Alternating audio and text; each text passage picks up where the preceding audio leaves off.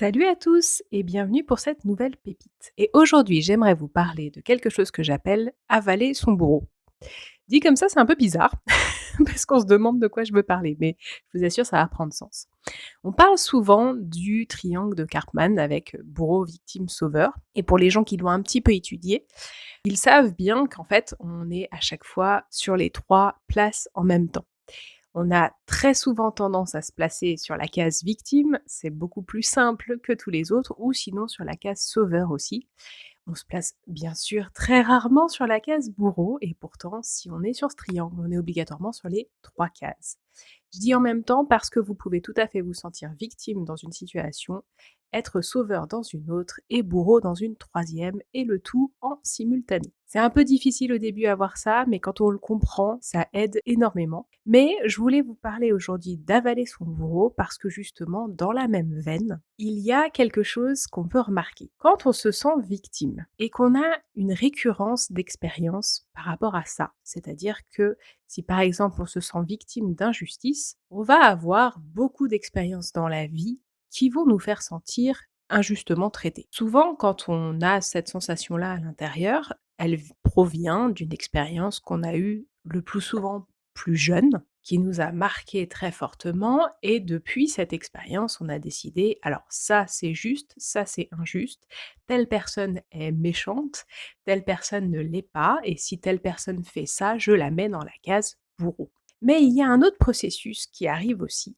qui est que on peut avaler son bourreau. Ce que je veux dire par là, c'est que c'est devenu tellement récurrent pour vous de vous sentir victime de quelque chose que vous allez avaler la personne qui vous a fait sentir comme ça au départ. Je vous donne un exemple. On parle souvent de la petite voix qui nous dit maintes et maintes choses et qui en général ne nous dit pas des choses très sympathiques du style t'es moche, tu y arriveras pas, t'es nul, ça sert à rien, laisse tomber, de toute façon c'est pas pour toi, etc., etc. Cette petite voix-là, elle provient toujours d'une première expérience.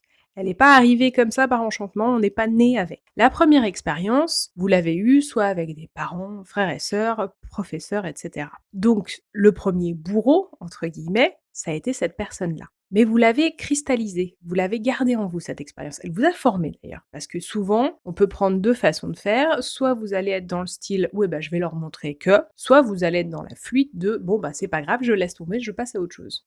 Des deux façons de faire, ça vous forme une vie et ça vous forme un caractère, une personnalité. Mais cette petite voix, elle reste. Elle est à l'intérieur de vous. Et à chaque nouvelle expérience qui va se rapprocher de cette expérience traumatisante, vous allez entendre cette petite voix. Et c'est ça que j'appelle avaler son bourreau. C'est-à-dire qu'en fait, on a tellement pris corps avec cette expérience qu'on en a oublié de faire le tri. Et on fait revivre en nous cette expérience continuellement. Ce qui fait qu'à l'extérieur, obligatoirement, on revit cette expérience. Donc au travail, vous allez tomber sur des collègues qui vont peut-être vous faire une réflexion qui va ressembler à oh bah laisse tomber, tu sais pas faire, je vais le faire pour toi. Vous allez tomber sur un patron qui va vous dire non mais là franchement c'était nul, tu pourrais vraiment faire mieux, j'attendais plus de toi. Ou sinon vous allez regarder la télé, vous allez tomber sur une émission où vous allez trouver que la personne est traitée vraiment de façon très injuste et que c'est pas normal et qu'on ne devrait pas traiter les gens comme ça. C'est pour vous montrer qu'en fait, vous avez avalé votre bourreau. La petite voix que vous avez en vous, qui vous répète les mêmes paroles qu'on vous a dites, bah c'est en fait le bourreau que vous avez avalé. Le côté bénéficiaire de ça, c'est que ça vous permet de rester dans le mode victime. Alors ça va paraître un peu étrange parce qu'on a envie de se dire oui non mais moi j'ai pas envie d'être victime toute ma vie, franchement si je pouvais éviter ça m'irait. Tout à fait d'accord. Le problème est que souvent il y a un aspect secondaire au fait d'être victime, c'est que ça vous met un paravent. Ça vous excuse entre guillemets. Vous n'y arrivez pas parce que il m'est arrivé ça et ça. Mais tu comprends, avec la société actuelle, je ne peux pas changer de vie. Mais tu comprends, avec mon salaire et mon diplôme, je ne peux pas changer de travail. Mais tu comprends, avec telle et telle circonstance, je ne peux pas aller à la rencontre de mes rêves. Ce mode-là, qui est un mode tout à fait normal parce que vous avez vécu une expérience qui vous a fait du mal, vous a traumatisé et vous a formé, il est très difficile à enlever. Cependant, ce mode-là, il est aussi celui qui vous bloque le plus dans la vie. Et c'est à ce moment-là que je vous dis, vous avez avalé votre bourreau parce que techniquement, l'expérience que vous faites revivre en vous avec ces petites voix, vous ne l'avez plus. Elle est finie. Mais en avalant le bourreau à l'intérieur et en faisant perpétuellement continuer cette petite voix en vous, vous vous créez des expériences dans la matière à l'extérieur de vous qui vous reflètent ça à longueur de journée. Alors, je suis pas en train de dire que c'est facile de changer du mode victime au mode sauveur, au mode bourreau. Ça, c'est sûr que non. Je ne suis pas non plus en train de vous dire qu'il faut nier ces expériences-là. C'est pas du tout le cas. Je suis juste en train de vous montrer que quand on a un grief très très grand envers une personne et qu'on montre du doigt telle personne en disant à cause de cette personne-là, je ne peux pas, les trois quarts du temps, on a cristallisé en nous ce qu'on pense de cette personne et on est devenu cette personne.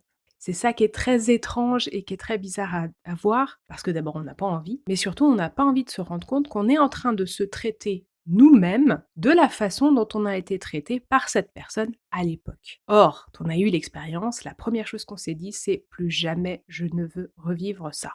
Et logiquement, la deuxième pensée que vous avez aussi, c'est je ne ferai jamais subir ça à quelqu'un. C'est trop injuste, ça fait trop mal, c'est trop ignoble. Jamais de ma vie je ne ferai subir ça à quelqu'un. Et bien le problème, c'est qu'on se le fait subir à soi-même tout le temps. Et c'est ça que je veux dire quand je dis qu'on avale son bourreau et on le devient pour nous-mêmes. Et on en a, à travers le monde extérieur, le reflet de ça par les expériences qu'on a. Donc si vous vivez une expérience en boucle qui vous reflète constamment la même chose, que ce soit de l'injustice, de la maltraitance, de la violence, de la colère, de mais je comprends pas, je fais tout, il n'y a rien qui marche, allez juste regarder si par hasard la petite voix en vous n'est pas devenue le bourreau que vous aviez petit. C'est juste un point de vue. Si vous êtes capable de faire un petit décalage comme ça, je peux vous assurer qu'après vous êtes capable de changer beaucoup de choses et c'est vraiment ce que je vous souhaite parce que la vie n'est pas faite pour être subie, elle est faite pour être vécue. Alors je vous souhaite beaucoup de